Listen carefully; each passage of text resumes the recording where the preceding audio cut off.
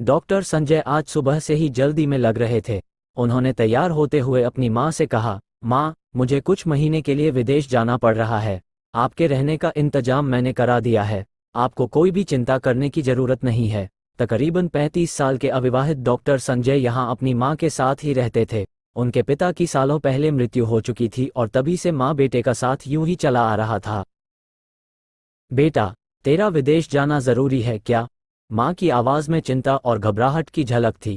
हाँ माँ, मुझे इंग्लैंड जाकर कुछ रिसर्च करनी है। वैसे भी कुछ ही महीनों की तो बात है, फिर मैं जैसे ही लौट आऊंगा हम लोग ऐसे ही साथ रहेंगे, डॉक्टर संजय ने कहा। जैसी तेरी इच्छा, माँ की आवाज में निराशा थी। इसके बाद डॉक्टर संजय अपनी माँ कामना देवी को शहर के सबसे नामी वृद्धाश्रम जीवन आनंद में छोड़ आया।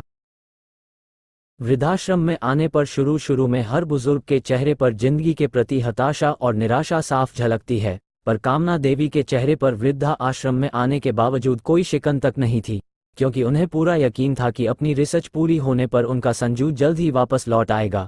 एक दिन आश्रम में बैठे कुछ बुजुर्ग आपस में बातें कर रहे थे। उनमें 2-3 महिलाएं भी थीं। उनमें से एक ने पूछा, इस डॉक्टर का कोई सगा संबंधी नहीं था क्या, जो अपनी माँ को यहाँ छोड़ गया? तब वहां बैठी एक दूसरी महिला बोली, कामना देवी के पति की मौत जवानी में ही हो गई थी। तब संजय कुल 4 साल का था। पति की मौत के बाद कामना और उसके बेटे को रहने और खाने के लाले पड़ गए। तब किसी भी रिश्तेदार ने उनकी मदद नहीं की, लेकिन कामना ने हार नहीं मानी। उन्होंने लोगों के कपड़े सिल कर अपने बेटे को पढ़ाया। बेटा भी पढ़ने में बहुत तेज था, तभी तो वो डॉक्टर बना। खैर, वक्त गुजरता रहा और वृद्धा आश्रम में कामना देवी का इंतजार भी लंबा होता गया। करीब 6 महीने गुजर जाने पर एक दिन कामना देवी ने आश्रम के संचालक राम विनोद शर्मा जी के ऑफिस के फोन से अपने बेटे के मोबाइल नंबर पर फोन किया और पूछा, संजू, तुम हिंदुस्तान आ गए हो या अभी इंग्लैंड में ही हो? माँ, अभी तो मैं इंग्लैंड में ही हूँ। जैसे ही आने की तैयारी होगी आपको फोन करूंगा, डॉक्टर संजय का जवाब था। 3-3, 4-4 महीने के अंतराल पर कामना देवी अपने बेटे संजय को फोन करती और उसका एक ही जवाब होता, मैं अभी वहीं हूँ, जैसे ही अपने देश आऊंगा आपको बता दूंगा। इस तरह तकरीबन 2 साल गुजर गए। अब तो वृद्धा आश्रम के लोग भी कहने लगे कि देखो कैसा चालाक बेटा निकला, कितने धोखे से अपनी माँ को यहाँ छोड़ गया। आश्रम के ही किसी बुजुर्ग ने कहा, मुझे तो लगता नहीं कि डॉक्टर इंग्लैंड विंग्लैंड कहीं गया होगा, वो तो बस अपनी बूढ़ी माँ से छुटकारा पाना चाह रहा था। मगर तभी दूसरे बुजुर्ग ने कहा, मगर वो तो शादीशुदा भी नहीं है। अरे होगी उसकी कोई गर्लफ्रेंड, जिसने कहा होगा पहले माँ के अलग रहने का इंतजाम करो, तभी मैं तुमसे शादी करूंगी। 2 साल आश्रम में रहने के बाद अब कामना देवी को भी अपनी नियति का पता चल चुका था। बेटे का गम उसे अंदर ही अंदर खाने लगा। वो बुरी तरह टूट चुकी थी। 2 साल आश्रम में और रहने के बाद एक दिन कामना देवी की मौत हो गई। उसकी मौत पर आश्रम के लोगों ने आश्रम के संचालक शर्मा जी से कहा, इसकी मौत की खबर इसके बेटे को तो दे दो। हमें तो लगता नहीं कि वो विदेश में होगा, वो होगा यहीं कहीं अपने देश में। मगर इनके बेटे को मैं कैसे खबर करूं? उसे मरे तो 3 साल हो गए।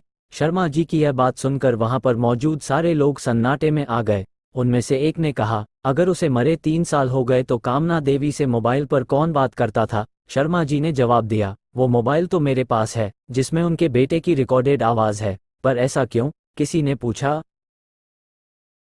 तब शर्मा जी बोले कि करीब 4 साल पहले जब डॉक्टर संजय अपनी मां को यहां छोड़ने आए थे तो उन्होंने मुझसे कहा था, शर्मा जी, मुझे ब्लड कैंसर है और डॉक्टर होने के नाते मैं यह अच्छी तरह जानता हूं कि इसकी आखिरी स्टेज में मुझे बहुत तकलीफ होगी। मेरे मुंह से और मसूड़ों वगैरह से खून आने लगेगा, मेरे लिए चलना फिरना भी मुश्किल हो जाएगा और मेरी यह तकलीफ मां से देखी न जाएगी।